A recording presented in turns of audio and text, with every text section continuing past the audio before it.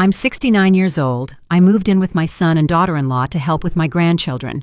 Every night, precisely at 4 o'clock, my son and daughter-in-law would go down to the basement and lock the door. One day my curiosity got the better of me, and I peeked through the keyhole. What I saw in the darkness nearly made me pass out.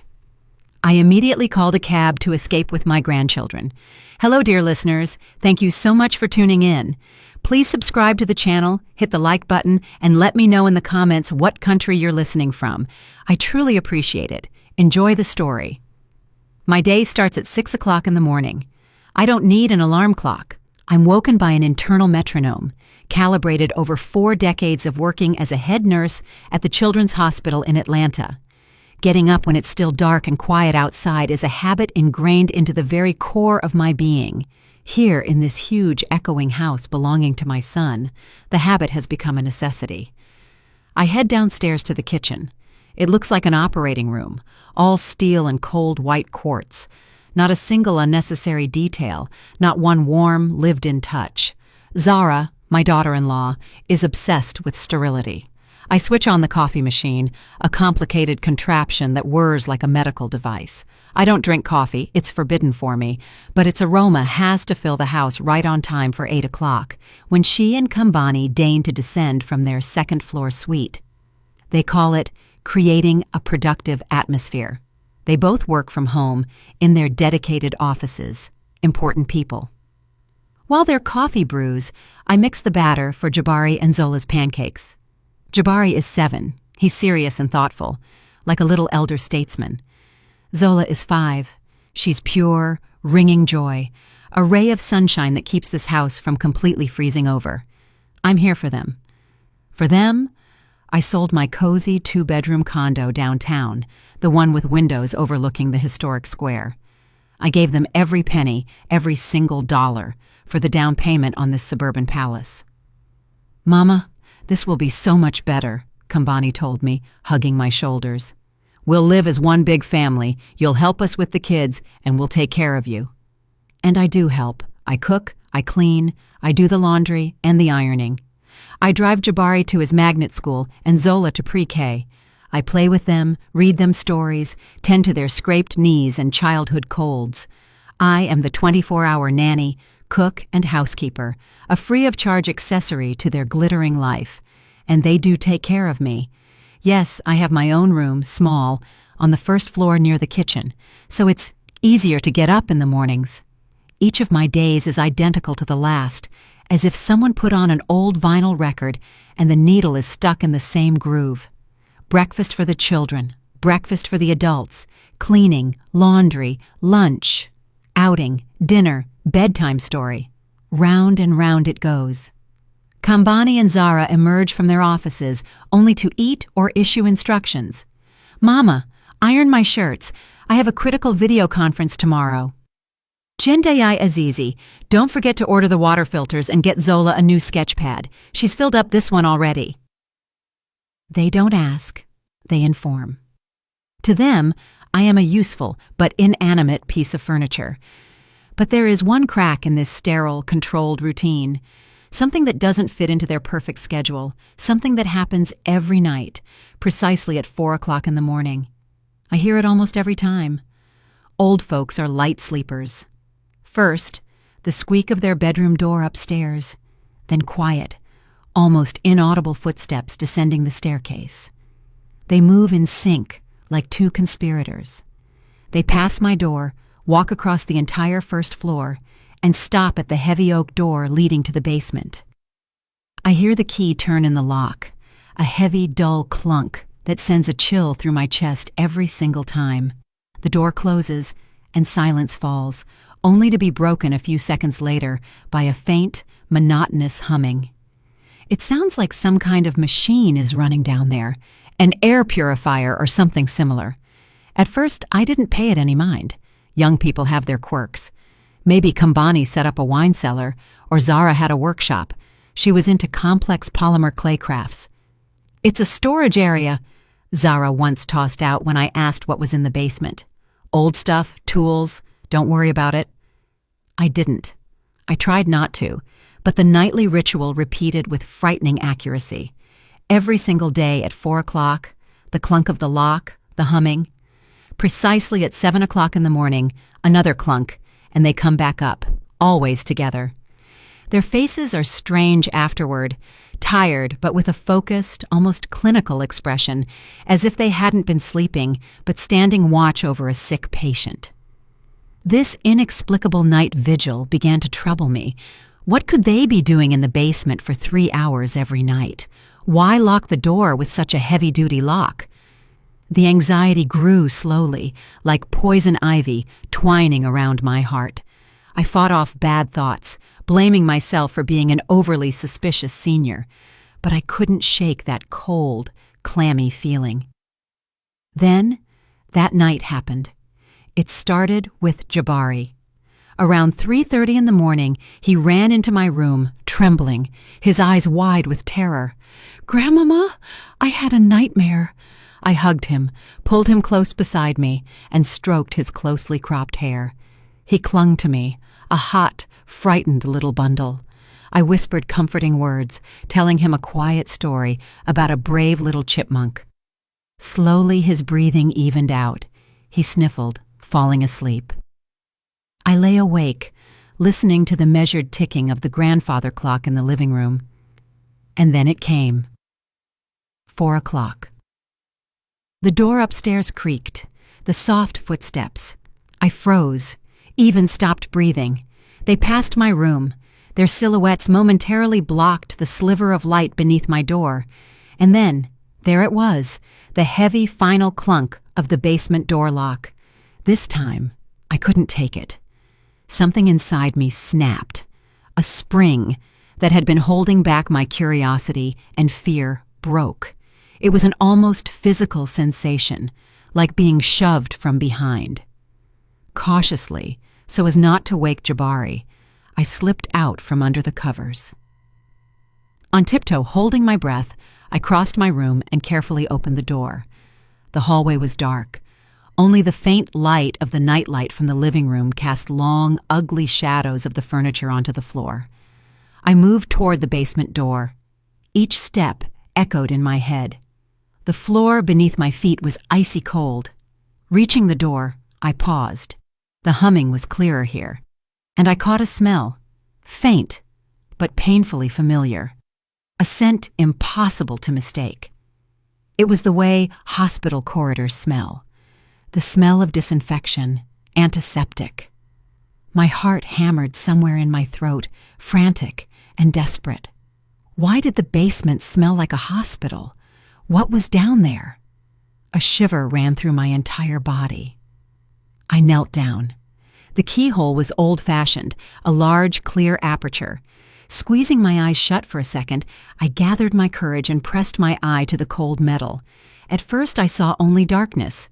Then my eye adjusted, and I began to make out shapes. The basement wasn't cluttered. On the contrary, it was frighteningly clean. And in the center of the room stood a hospital bed with metal side rails. Next to it, an IV stand, a clear bag of solution with a thin tube trailing down from it. Zara stood with her back to me by the bed. She was adjusting something on the IV drip system. Her movements were precise, measured, like a nurse's. And on the bed, covered up to the chin with a light blanket, lay a person. A figure, covered almost entirely. Suddenly, the person on the bed stirred and slowly turned their head in my direction. The light from the corner nightlight fell upon the face, and my world crashed down. Time stopped. Air froze in my lungs. I saw that face. I knew it. Every mole, the curve of the eyebrows, the line of the lips, all of it was burned into my memory, pale, gaunt, with shadows beneath the closed eyes, but undoubtedly hers. It was the face of my sister, Kima. My sister, whom my own son told me 5 years ago, had died suddenly in the hospital from a ruptured aneurysm. I clamped a hand over my mouth to stop myself from screaming. An icy band squeezed my chest, forcing out the air, sucking out the life. My vision darkened. Kima was alive, here, in this basement. I staggered back from the door as if struck. A ringing noise filled my ears. The cold metal of the keyhole seemed welded to my skin. But I didn't scream. I didn't fall. Something deep in my solar plexus clicked like a switch, and the wave of cold, paralyzing terror was replaced by an absolute ringing void. Panic is a luxury a head nurse can't afford when a life is on the line. And this was exactly that situation. Slowly, on all fours, I backed into the darkness of the hallway. My movements were automatic, honed by years of night shifts when I had to move through a ward without waking a single child. My brain, my old, trained brain, was already working, processing the event not as a personal tragedy, but as input data for a medical triage. Triage, the first rule in any catastrophe. I reached my room and silently closed the door. Jabari was asleep, curled up. His warm breath was the only living, real sound in this frozen world. I sat on the edge of the bed, my back straight as a steel rod. Situation analysis. Patient: Kima Azizi, my sister. Status: declared deceased 5 years ago. Current condition: alive, held in the basement, connected to an IV drip, likely under heavy sedation. Prisoner. Threat: Kambani Azizi, my son. Zara Camille, my daughter-in-law. Status: criminals. Holding a person captive, falsified a death. Motives unknown, but likely financial. Their behavior is unpredictable. They are dangerous. Assets at risk: Jabari Azizi, 7 years old. Zola Azizi, 5 years old. My grandchildren. Status: sharing a house with dangerous criminals. They are the most vulnerable link. Conclusion: it was cold and clear, like a surgeon's scalpel. My sister is a long-term problem. I can't save her right now. My son and daughter-in-law are a threat that must be neutralized from a distance. And the grandchildren? The grandchildren are the immediate priority. Goal number 1, immediate evacuation of the children. I stood up. The trembling was gone. In its place came a cold, crystal clarity. A plan was already forming in my head, sharp and step by step. I had about 2.5 hours until 7 o'clock in the morning. That should be enough. First, I pulled my old handbag from the dresser drawer, not the one I used for shopping, but a small travel bag, the one I used to take on trips 40 years ago. In it, I put our documents, our passports, the children's birth certificates. I always kept them with me, in case we needed to go to the doctor. Thank God Zara never cared about that. I put all the cash I had saved from my modest Social Security check in there too. Not much, but enough for the short term. Next, clothes, nothing extra. Warm, comfortable sweatsuits for Jabari and Zola, pants and a sweater for myself, a couple of changes of underwear. Toothbrushes. I moved quickly, silently, like a ghost in my own house.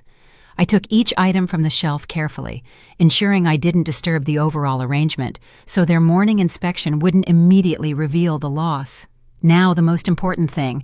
I opened the closet and, from an old mitten tucked deep inside, I retrieved it. A simple flip phone, my emergency backup.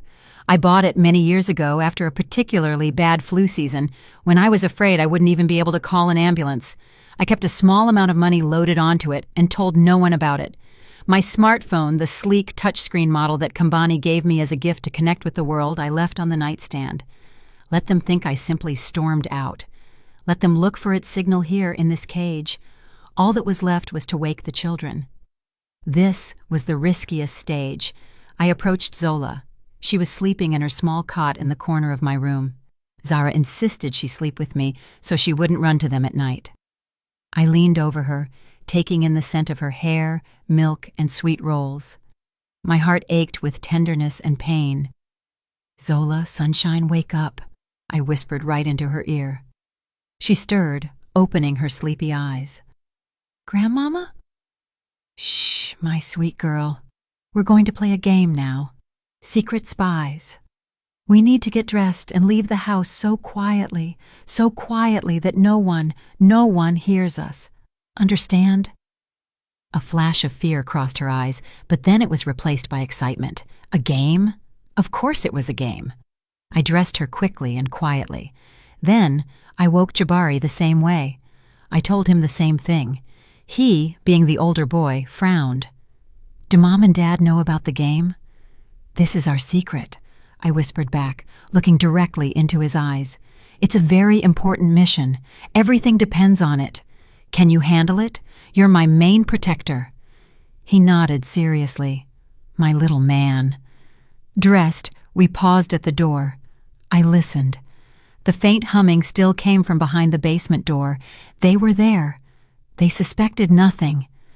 "Now we walk like mice," I whispered. "Not a sound. Hold on to me." I picked up the bag and took their hands. Their small palms were warm and trusting. And that trust brought on a wave of responsibility so heavy I nearly suffocated. I was their only chance. We slipped into the corridor. Every step on the creaking hardwood floor seemed deafening to me. I led them through the dark living room, past the lifeless silhouettes of the expensive furniture, which now looked like sinister monsters. There was the front door. Slowly, millimeter by millimeter, I turned the key in the lock. The clack seemed louder than a gunshot. We froze. Silence. I cracked the door open. A blast of cold, damp, pre-dawn freshness hit my face. The sky to the east was just beginning to lighten. We stepped onto the porch, and I just as silently closed the door behind us, leaving it unlocked. We walked down the path to the gate. I moved with the children around the corner into the shadow of a tall hedge, and only there did I take out my flip phone. I found the number for a taxi service that I had saved beforehand. My voice was level, calm. I gave them the address of the next street over. Not our house. Never leave tracks where they can look for you. Rule number 2. The car arrived in 10 minutes. 10 minutes that felt like an eternity. I stood, holding my grandchildren, and looked at the second-story windows. At the windows of my son's bedroom, the man who looked me in the eye 5 years ago and told me my sister had died. He cried then. I remember. I wonder what he was crying about. His sister or his ruined soul? The cab gently braked by the curb. I quickly settled the children into the back seat and got in myself. "Where to?" asked the driver, an older, tired-looking man. I gave him the address of a motel in a different town, an hour's drive from here, small, unremarkable, one I had read about in a newspaper once. "A bit far," he grunted. "We have an early train," I lied calmly. "Afraid we'll miss it." He nodded, and the car pulled away. I didn't look back. I looked only ahead at the road speeding beneath the wheels. Jabari and Zola, exhausted by the early start and the excitement, were already dozing on my shoulder. An hour later, we were there. I paid with cash, leaving a generous tip. The sleepy desk clerk gave me the key to a third-floor room. And finally, we were here. I locked the room door with every deadbolt. The room was simple, clean, 2 beds, a table, a window overlooking a quiet street. I undressed the children and put them in one bed. They fell asleep instantly, not even hearing my final whisper. I was alone. I sat on a chair by the window. The adrenaline that had propelled me forward all these hours began to recede. The first part of the plan was complete. The children were safe. But I knew this was just the beginning. The worst, the hardest part was yet to come. I looked at my sleeping grandchildren, and there was no fear or despair in me. Only a cold, ice-like fury and an absolute, unshakable resolve. You underestimated me, children. You thought I was a fragile, sentimental wreck, a compliant servant. But you forgot who I was. For 40 years, I saved children's lives. Now, I will save mine and my sister's. You started this war, and I will finish it. I stood up and approached the window. The sun was rising over the sleepy city, painting the rooftops a soft, rosy color. Down below, the first city bus rolled by, brakes squealing on the turn. A new day had begun. For me, the first day of a new, unknown life. And for them, in that cold house, the finale of their usual world was just beginning to play out. I didn't even need to see it.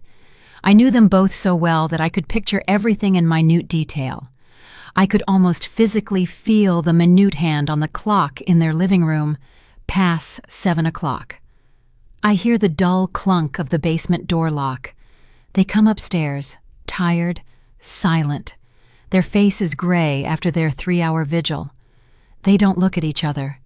This ritual has drained all emotion from them, leaving only focused professionalism. They go their separate ways to their bathrooms, 10 minutes for a shower, then they'll head down to the kitchen. And right here, their world, calibrated to the second, will crack for the first time. 8 o'clock. Kambani comes down first, as always. He hates waiting. He's already anticipating the aroma of freshly brewed coffee and a stack of hot pancakes that I always make for the kids, but which he never refuses. He walks into the kitchen and freezes in the doorway. Silence. That's the first thing that hits him. Not the peaceful, ringing silence of the early morning, but a dead, vacuum-sealed emptiness. The air doesn't smell of coffee, and no oil is sizzling on the stove. There's no sound of Zola upstairs in the nursery whining because she doesn't want to get up, or Jabari already messing with his Lego set. The house is silent, as if all the air, all the life, has been sucked out of it. I imagine him frowning. Irritation is his first reaction to any deviation from the norm. Where's Mom? Did she oversleep? Impossible. In all the time I've lived here, I haven't overslept once. At that moment, Zara descends. Unlike Kambani, she doesn't show emotion. She scans the space with a cold, evaluating gaze. The kitchen is empty. Silence. Her lips tighten into a thin, displeased line. Where is she? Kambani's voice sounds confused and petulant, like a child whose toy has been taken away. I have no idea, Zara snaps. There's no confusion in her voice, only cold, steely irritation. An inconvenience, a schedule disruption. They circle the house, first going upstairs, looking into the children's room. Empty. Neatly made beds. This surprises them. Usually the children leave a small hurricane in their wake. They check their own bedroom as if we could be hiding there. Stupid. Then they come downstairs and head toward me. The door to my room is slightly ajar. Kambani pushes it open. The bed is made, perfect order. My smartphone is on the nightstand. I know that phone will become their anchor, a point of reference in their shaky reality. Here it is, her phone. That means she couldn't have gone far, couldn't have called anyone. This calms them, turning the anxiety back into mere irritation. Is she out of her mind? Kambani almost shouts. Where could she have gone this early, and where are the kids? And then I almost hear Zara's calm voice, full of poisonous contempt. The old woman threw a tantrum. Something didn't please her again, decided to teach us a lesson. She goes to the nightstand, picks up my phone, and checks it. Of course, it's locked with a password they don't know, but the fact that it's here in the house tells them a lot. Or rather, it tells them exactly what they want to hear. She got upset, Zara continues, a sneer barely hidden in her voice. I probably asked her to vacuum in too sharp a tone yesterday. Old people get senile. They take offense at everything. She went for a walk with the children to show some backbone. Whatever. She'll be back by lunchtime when she gets hungry. Where would she go? Where would she go?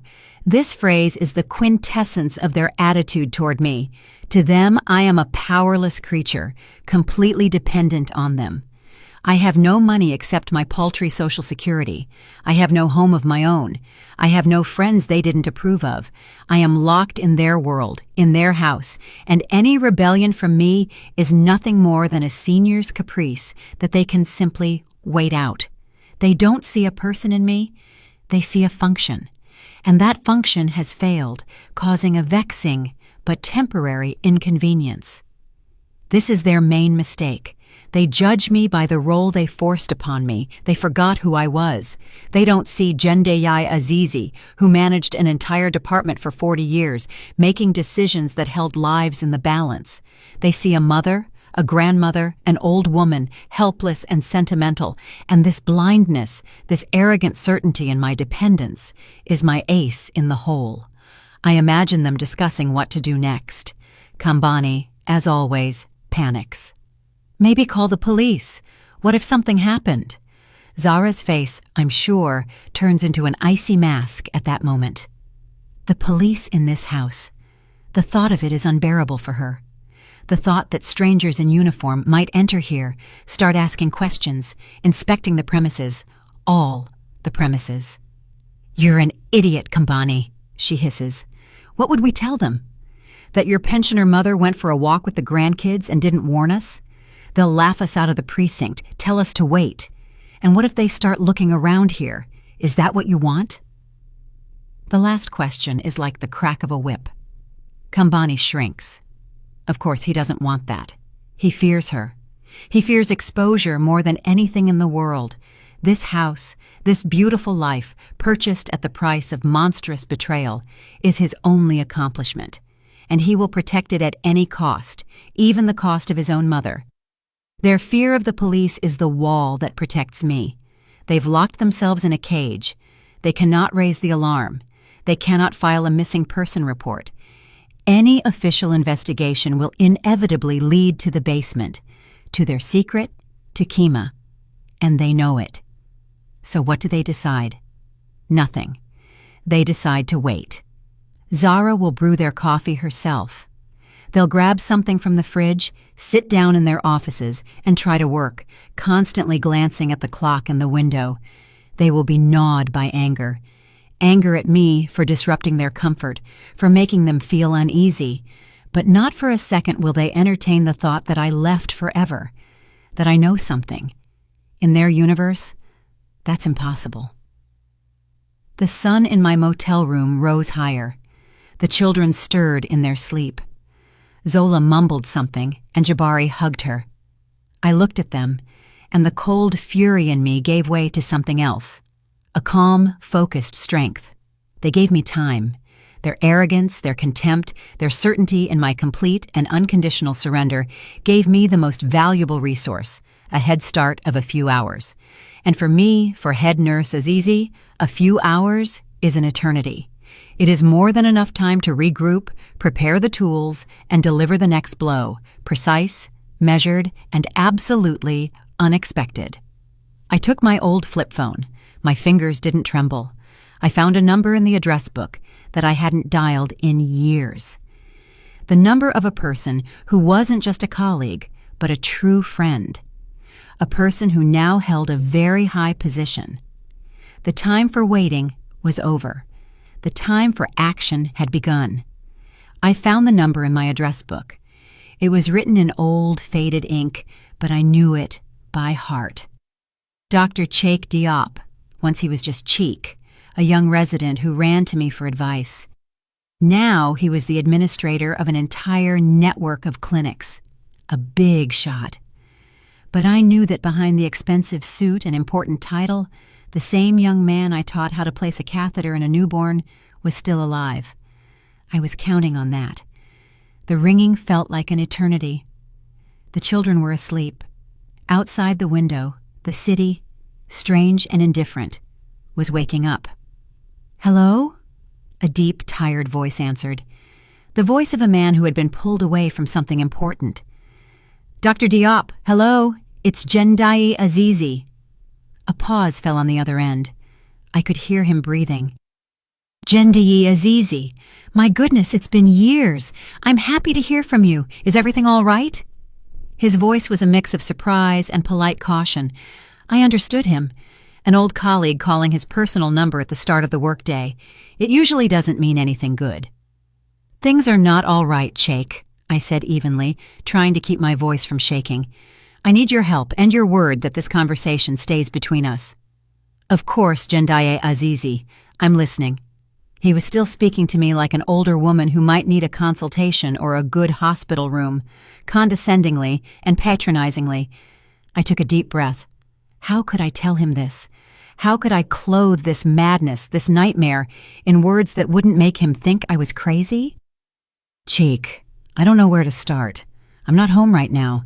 I left with my grandchildren, away from my son Kambani." "I see," he drawled. "Family matters, Jendai Azizi. I sympathize, of course, but I'm not exactly the right specialist."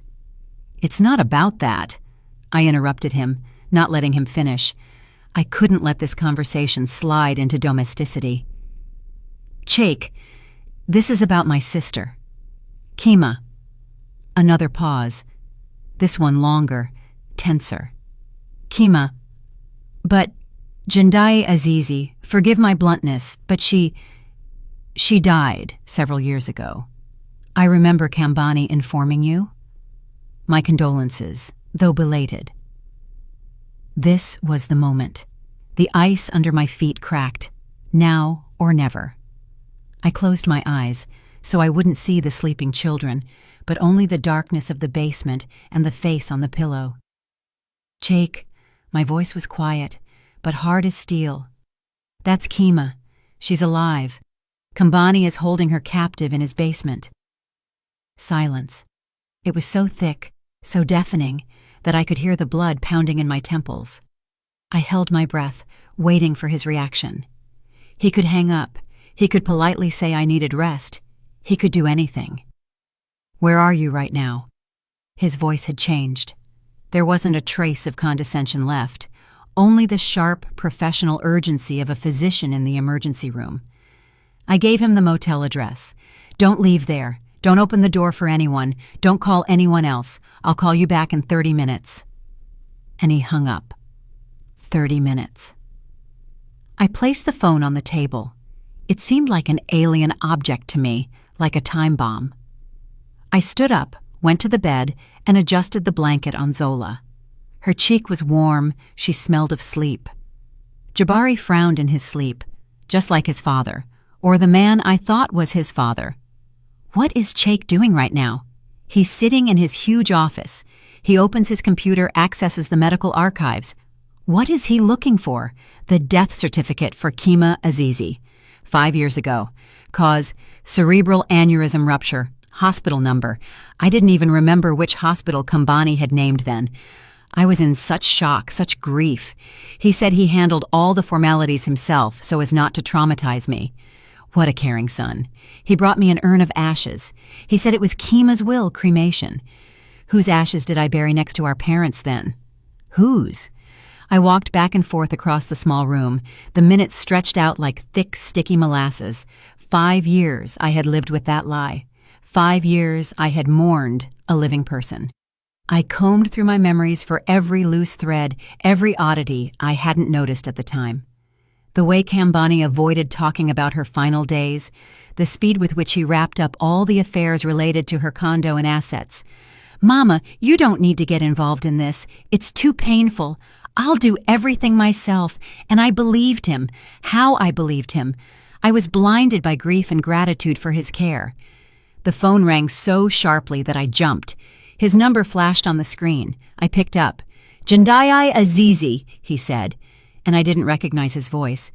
It was hollow, distant, the way people talk when reporting a death. Yes, Cheik. I pulled all the archives, not just our network, all the city databases. Kima Azizi did not die 5 years ago. I silently leaned against the wall. My legs gave out. Her official status is alive, he continued, nailing the words like a hammer blow. 5 years and 3 months ago, she was involved in a traffic accident, a serious traumatic brain injury. She was admitted to the ICU at our 7th hospital in a coma. A coma, not an aneurysm, an accident. My God, she was there for 3 weeks. The doctors gave a positive prognosis. It wasn't a deep coma, but a post-resuscitation state. There was a chance for recovery, but she was taken from there. Taken? How? I whispered. Your son, Kambani. There was steel in Cheik's voice. He appeared on the 3rd day after the accident. He presented a general power of attorney in her name for handling all affairs, allegedly signed 6 months before. He insisted that her treating physician not inform anyone but him about her condition, citing her desire for privacy. And after 3 weeks, he arranged a transfer under his own responsibility to a private facility for home care. I slid down the wall to the floor, a forged power of attorney. He cut me off from her. He locked her away first in the hospital, and then. But why? My whisper was barely audible. Why all this, Cheik? Why such a monstrous lie? He paused for a second, and what he said next was the most terrifying thing of all. Jendayi Azizi, I ran one more check. Her husband, Kwame. He died a year before the accident. He was a lead engineer at a defense contractor. He had a huge life insurance policy and a lifetime pension for service that, in the event of his death, would fully transfer to the widow. Kima, plus all his savings and assets. I don't have access to exact figures, but we are talking about very, very large amounts of money. For all these 5 years, someone has been faithfully receiving her pension and managing her accounts based on that same power of attorney. A buzzing filled my ears. The pieces of the terrifying, ugly mosaic fell into place. Their house, their expensive SUVs, the successful remote work that allowed them to live in luxury. Zara buying designer bags. Kambani talking about stock market investments. All of it was built on her suffering, on her stolen life. They didn't just hide her, they turned my sister into their personal ATM, a living corpse that reliably brought them income. The cold I had felt at the basement door now filled me entirely, without reservation. This was no longer fury, it was something else, calm, like the surface of a frozen lake beneath which lay bottomless depths.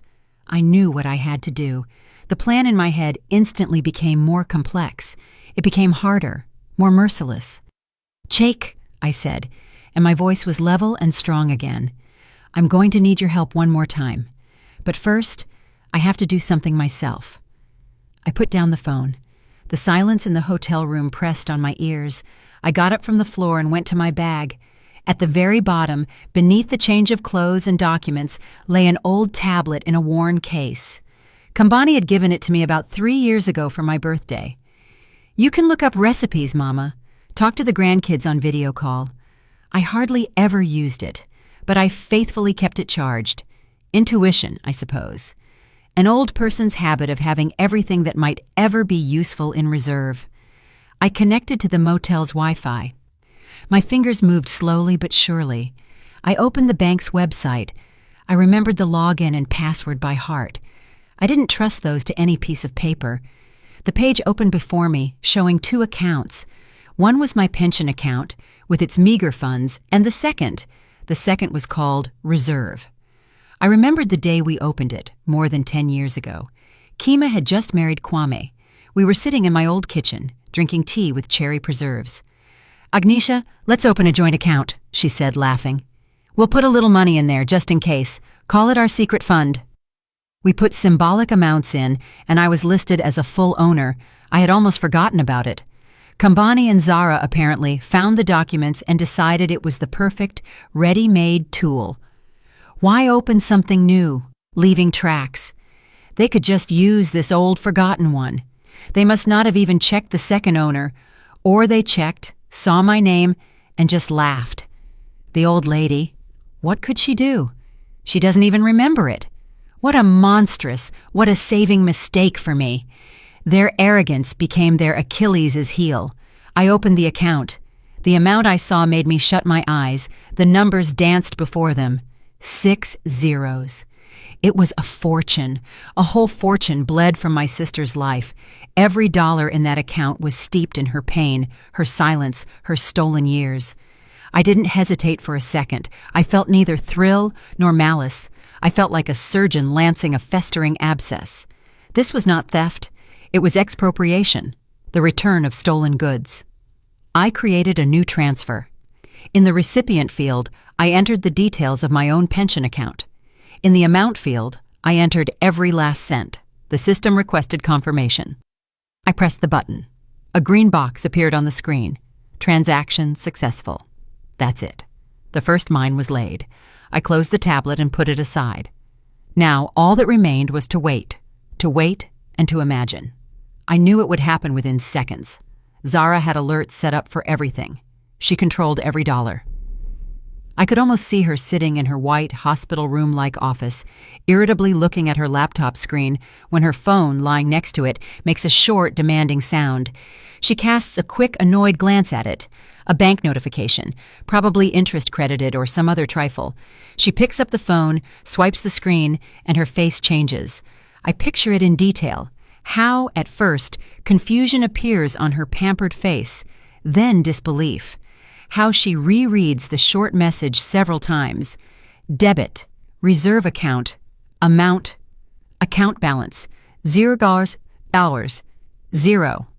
The word explodes in her brain. She freezes. Her perfect posture falters. The mask of the Ice Queen cracks, and beneath it, a predatory, ugly fury shows through. "Kambani!" Her scream cuts through the silence of their perfect home. It's not loud. It's piercing, like the shriek of a saw on metal.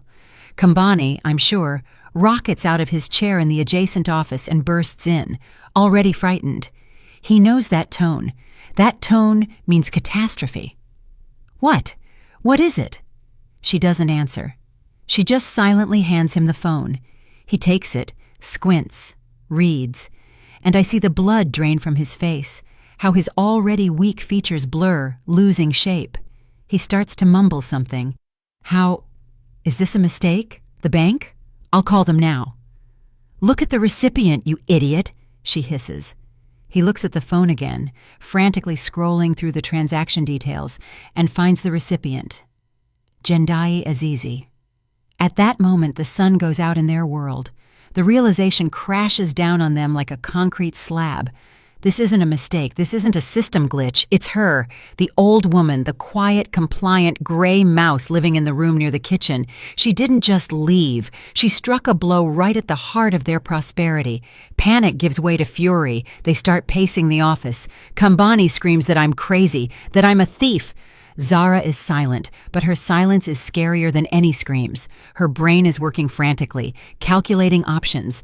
How is this possible? How did she know? And what the hell do we do now? And at the very peak of their agony, when they are stunned, confused, and utterly disoriented, the second blow lands, the one I asked Cheek to deliver. In the silence of their home, the piercing trill of the doorbell rings out. They freeze. They never have visitors.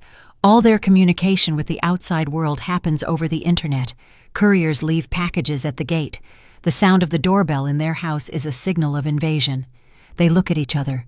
The same animal fear is in their eyes. "Who is it? Don't open it," Kambani whispers. "And what?" Zara bites out, her face a white mask. "Are we going to sit and wait until they break the door down?" The bell rings again, insistently, demanding.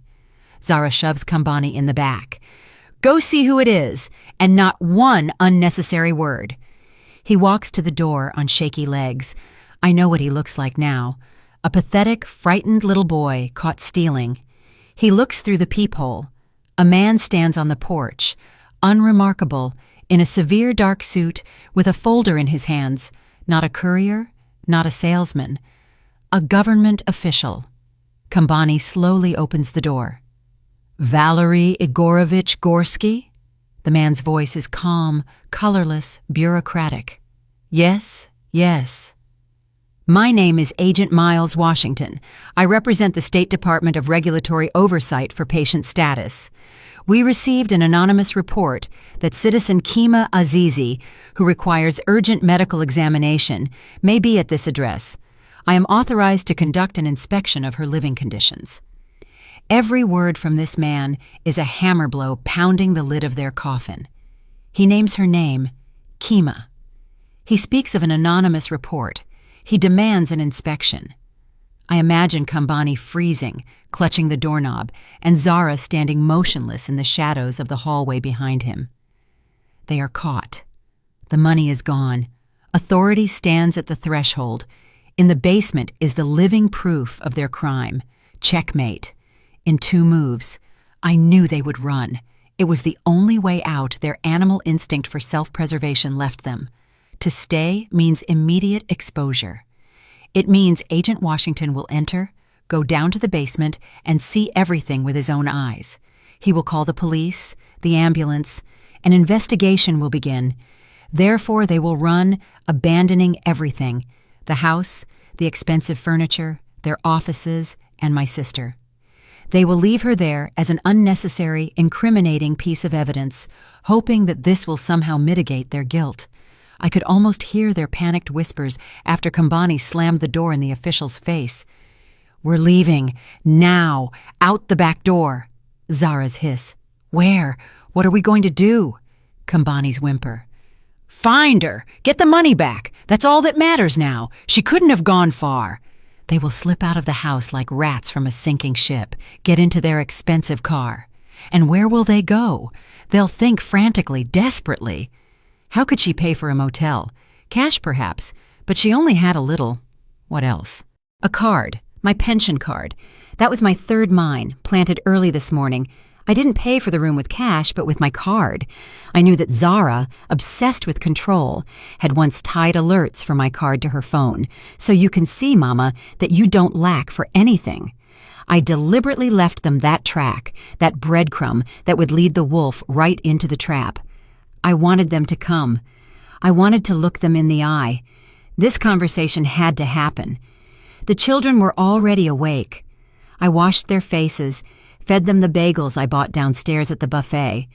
They were quiet, sensing that their familiar world had crumbled. Jabari sat on the bed, concentrating on building something out of pillows. Zola was coloring in her sketch pad. I sat beside her and hugged her. "Grandmama, when are we going home?" she asked, not looking up. "Soon, my sunshine. We'll have a new home soon, much better than the old one." And at that moment, a furious pounding started on the room door. Not a knock, but fists hammering, violently, forcefully. Zola jumped and clung to me. Jabari froze with his pillow in his hands. I knew who it was. I slowly stood up, straightened my sweater, and walked to the door. I looked through the peephole, the faces of my son and his wife, distorted by rage. They found me. I turned the key. The door flew open so fast it slammed against the wall. They burst into the room like a natural disaster. Zara was in front. Her face, usually so composed and polished, was twisted into a hideous mask of anger. Her eyes shot daggers. She looked like a fury. Kambani shuffled behind her, pale, limp, with wet eyes and trembling lips. "You old witch!" Zara spat. Her voice broke into a shriek. She took a step toward me, but I didn't back down. I just stood there, staring straight into her eyes. "You ruined everything. You destroyed us. Do you even understand what you've done?" The children behind me started to cry. Jabari ran up and gripped my skirt. "Mom, please, don't," Kambani started, but his voice was drowned out by the torrent of her rage. "Shut up, you weakling!" she snarled at him without turning her head. "This is all you, your family. I told you she'd only cause trouble." She turned back to me. Her chest was heaving. "Where is the money? You took all the money? Give it back right now, do you hear me, you senile old woman? That's not your money." I remained silent. I just looked at her, and my calmness, my silence, enraged her even more. She wasn't used to this. She was used to me lowering my eyes, to me making excuses, to me trying to please her. Now, an unsubmissive servant, a granite wall, stood before her. Finally, Kambani spoke. He collapsed to his knees in front of me, right on the dirty motel carpet. He was crying, smearing tears across his face like a small child. "Mama, Mommy, I'm sorry. Please forgive me. It was all her. She made me do it. I didn't want to. I swear I didn't want to. She came up with everything. Auntie Kima, the power of attorney, the accounts. She said it would be better, that it was her money by right because she was taking care of her. I had no choice, Mama." He sobbed, clinging to my legs. A pathetic, weak, spineless man. In that second, I felt nothing for him. No hatred, no pity, only emptiness. It was as if a complete stranger was before me. My son died. He died 5 years ago, the day he brought me an urn with a stranger's ashes. I carefully pulled my leg free from his grasp, stepped over him as if he were an obstacle, and stood directly in front of Zara, shielding the children. And then I spoke. My voice rang out in that small room, unexpectedly loud and clear. It was calm, deadly calm. "That is my sister's money, Zara," I said, looking her in the eye. Not yours. She is my sister, and you turned her into a ghost, a living ATM to pay for your worthless life. Her face contorted. What do you understand? We cared for her. We gave her care she never would have dreamed of in a state hospital. She's a vegetable. She doesn't need that money anyway. She needed family, I cut in. She needed me. And you forged documents to cut me off from her, so no one would know she was alive. I worked as a nurse for 40 years, Zara. I know what medical records look like. I know medical ethics. I know what a coma is and what a post-resuscitation state is. I know everything you did. And now, it's not just me who knows. I paused. Now the police know too. I delivered the last words slowly, emphatically. I saw the fear flicker in her eyes, real animal fear. She understood that this was the end, that the official at their doorstep wasn't a coincidence, that it was part of a plan, my plan. Her gaze darted around the room, searching for an exit, for salvation. And it didn't stop on me or on the sobbing Kambani. It stopped on the children. Something changed in her eyes. Rage gave way to cold, predatory calculation. It was the last desperate move of a cornered beast. She realized the money was lost. Freedom was lost.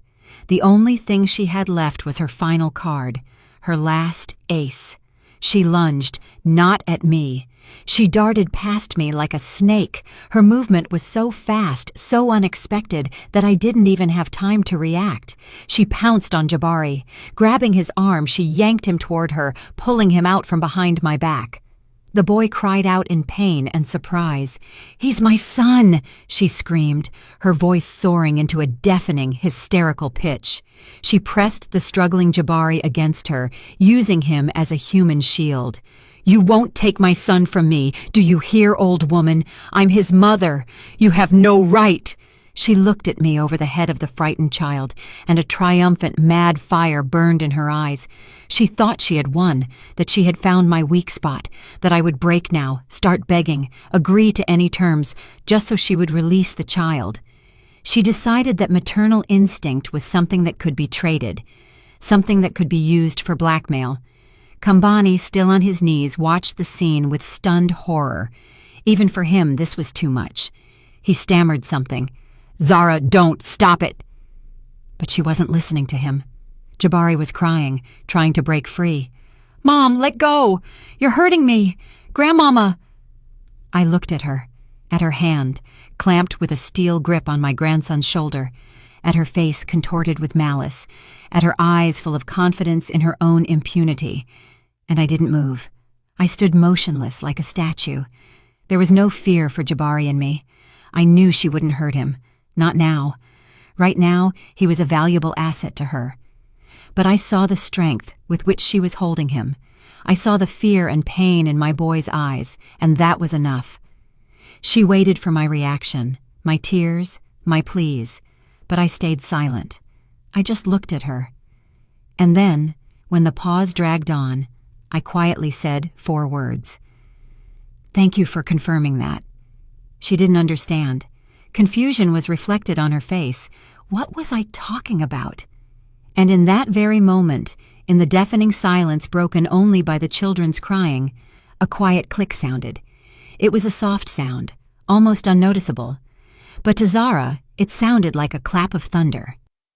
The door to the adjoining room, the one that had always been locked and led to the room next door, slowly opened. 2 people stood on the threshold. A woman in a severe gray suit with a tired but attentive face, and a tall man in a hotel security uniform. The woman held a voice recorder in her hand, on which a small red light was glowing. Zara froze. She was stuck in that same pose. One hand gripping her son's shoulder, her eyes wild, hunted with terror. Her gaze darted from me to the people in the doorway and back again, and she understood everything. She understood that this was not a tantrum, it was not a spontaneous outburst. This was all a setup, a performance in which she had just played her final, most disastrous role. The woman in the gray suit took a step into the room. Her voice was calm, but brooks no argument. Zara Camille, I am Ms. Patrice Evans, Inspector for Child Protective Services. My colleague and I have heard and recorded everything that has transpired here in the last 10 minutes, including your threats and the use of physical force against your son, Jabari Azizi. Please release the child immediately. Zara's grip slackened. Her hand dropped limply from Jabari's shoulder. The boy instantly darted to me and hugged me tightly, burying his face in my knees. I stroked his head. It was over. Of course, I asked them to come.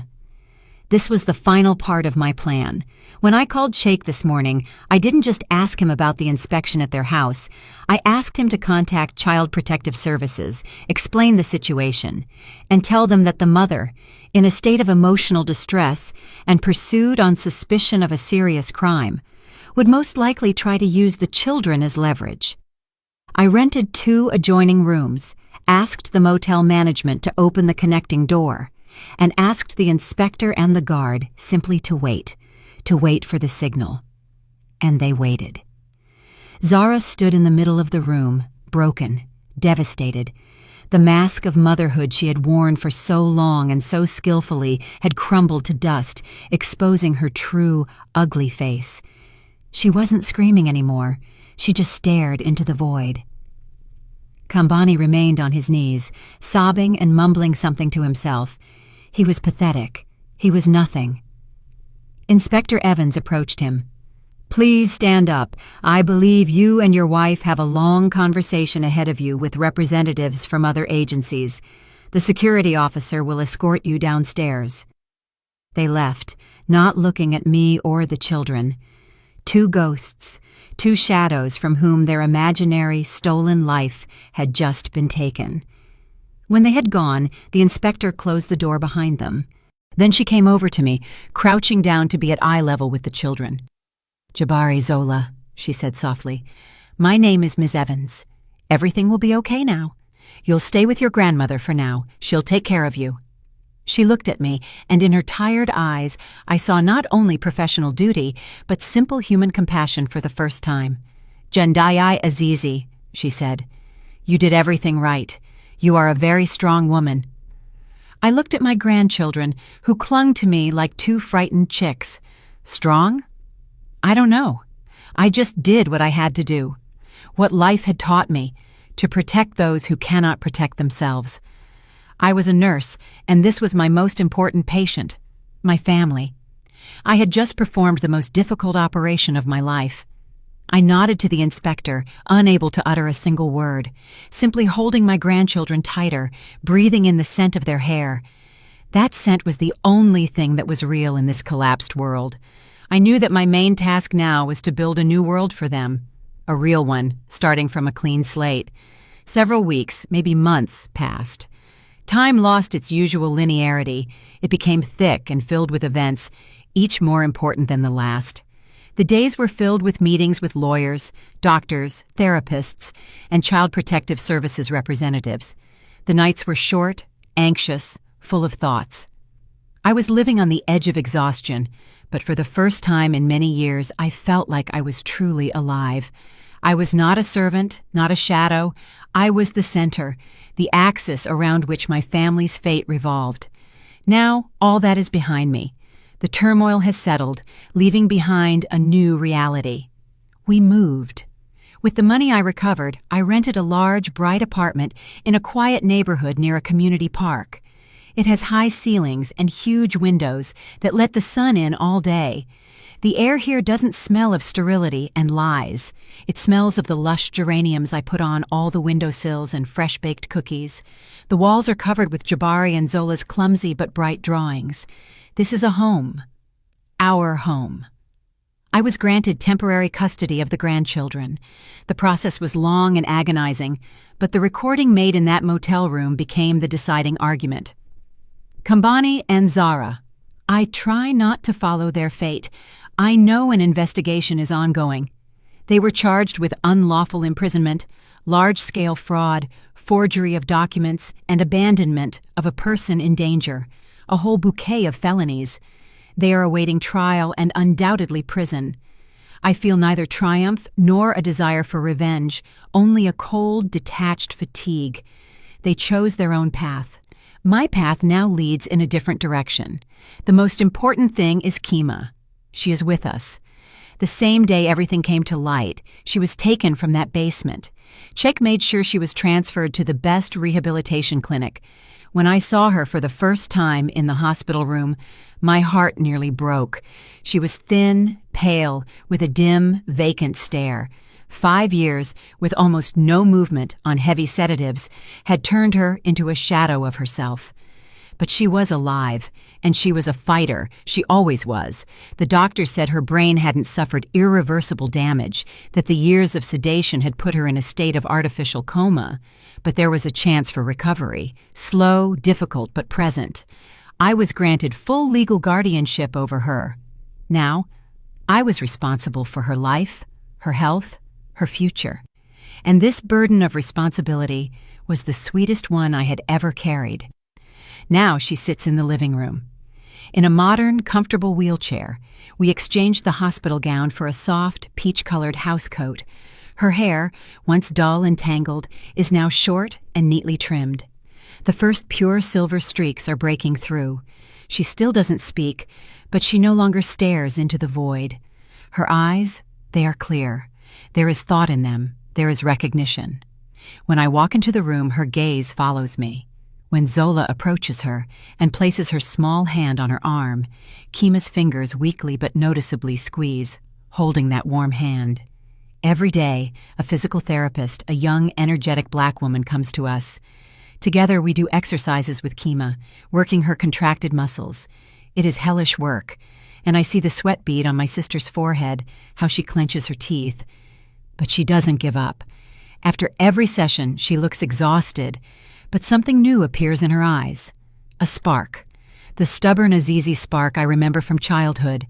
Jabari and Zola are adjusting to the new life. The psychologist who works with them said they need time. They went through trauma. They saw things children shouldn't see, but their young minds are resilient. They know they are safe now, that they are loved. Zola constantly hovers near Kima's wheelchair, telling her secrets, showing her pictures in books. She calls her Auntie Kima. To her, she is just a new, quiet, and very loved relative. Jabari is more withdrawn. He almost never speaks about his parents, but one evening, when I was tucking him in, he suddenly asked, "Grandmama, are Mom and Dad coming back?" "Never?" I sat on the edge of his bed. "I don't know, Jabari. Maybe someday, a very long time from now. But our home is here now, and I will always be with you." He looked at me with his serious adult eyes and nodded, and he didn't ask again. Today is a warm autumn day. I am sitting on our small balcony covered in wild ivy. I have a cup of hot Earl Grey tea in my hands. Downstairs in the room, I hear voices. Zola is laughing. Jabari is enthusiastically telling a story. And among those sounds, a new one, quiet, like the rustling of leaves. It's Kima. Yesterday, for the first time in 5 years, she made a sound. Not a word, just a sound. But for us, it was a victory, the greatest victory. I look at the sky. I am no longer a servant in a cold, unfamiliar house. I am not a function, not a free accessory. I am the head of the family. I am the protector. I am the matriarch. I am free. This feeling didn't come immediately. It sprouted in me slowly, along with Kima's first successes, with my grandchildren's first peaceful nights, with the first geranium flower on my window. It is not boisterous joy, not the cheering of a victor. It is quiet, deep, like an autumn lake. Confidence. The certainty that I am where I belong, that everything that happened led me here, to this point. On this sunny day, on this balcony, I sip my tea. It is tart and hot. Life goes on. It will be hard. We have a long road ahead of us, but we will walk it together.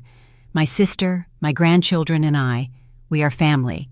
And this time, we will build our happiness on a solid foundation, on truth and on love. This concludes the story of Jendai Azizi. Thank you for listening to the end. This is undoubtedly a very difficult and multifaceted narrative about betrayal by the closest people and the incredible strength of spirit that can hide behind the mask of quiet old age. This story leaves many questions behind, doesn't it? A son's betrayal is perhaps the most terrible thing a mother can endure. But Jendaye didn't break. She turned her pain into a cold, calculated plan. What do you think, dear listeners? Did she do the right thing? Was her revenge, her precise and merciless blow against her son and daughter-in-law, justified? Or should she have tried to talk, to find another way out? What would you have done in her place when faced with such a monstrous truth? Perhaps you have some remaining questions or found something particularly interesting in this story? Share your thoughts in the comments. I will be very interested to read them. Your opinion is very important to us and helps our channel grow. If this story touched you, please give it a like and subscribe to the channel so you don't miss new, equally captivating stories. Every like and every comment is the best thank you for our work. We wish you all the best. At the end of this video, a window will appear in the center of the screen. Click on it to watch our other most captivating stories.